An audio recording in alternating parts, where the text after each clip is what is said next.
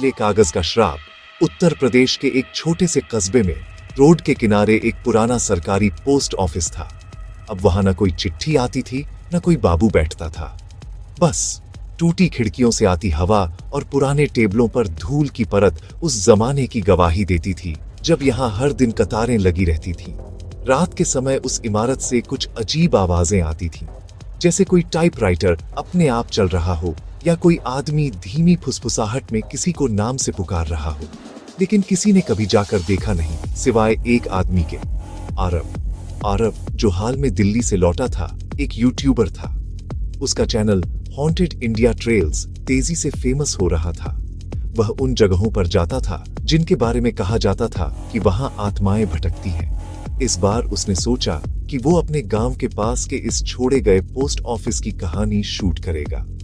भाग 1। Post office की परछाइयां। शाम का समय था, सूरज डूबने ही वाला था।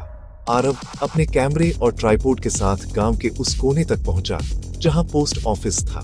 दीवारों पर काई छड़ी हुई थी और अंदर से सड़े कागजों की गंध आ रही थी। दरवाजा आधा टूटा हुआ था। उसने कैमरा ऑन किया और कहा, दोस्तों, आज मैं आपको दिखाने जा रहा हूं उस पोस्ट ऑफिस को जहां आखिरी चिट्ठी आज से 37 साल पहले भेजी गई थी और कहा जाता है कि वो चिट्ठी कभी अपने गंतव्य तक नहीं पहुंची। वह अंदर कदम रखता है। उसकी टॉर्च की रोशनी में दीवारों पर कुछ लकीरें बनी थी।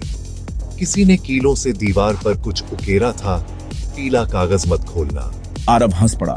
लगता है किसी ने लोकल हॉरर टच दिया है। लेकिन कुछ अजीब बात थी। पूरे कमरे में धूल थी, सिवाय एक टेबल के जिस पर एक पीला फाइल कवर रखा था। वह पास गया। फाइल पर लिखा था M032 डिलीवरी इनकम्प्लीट। भाग 2 अधूरी चिट्ठी। ये शायद वही फाइल होगी जिससे सबकी कहानी जुड़ी है। उसने धीरे से फाइल खोली। अंदर सिर्फ एक कागज था, हल्का पीला लेकिन ऊपर से जला हुआ। उस पर लिखा था, अगर तुम ये पढ़ रहे हो तो समझो मैं वापस आ चुका हूं। SR। कोई मजाकिया पोस्टमैन होगा। लेकिन तभी जैसे हवा का झोंका आया, पोस्ट ऑफिस का दरवाजा खुद ब खुद बंद हो गया। उसकी टॉर्च भड़कने लगी। उसने कैमरा उठाया पर स्क्रीन ग्लिच करने लगी। अचानक उसमें किसी आदमी की परछाई दिखी, जबकि कमरे में कोई और नहीं था। वह पलटा, कोई नहीं। फिर भी पीछे से टाइपराइटर की टक टक की आवाज आई, जबकि वहां कोई टाइपराइटर नहीं था।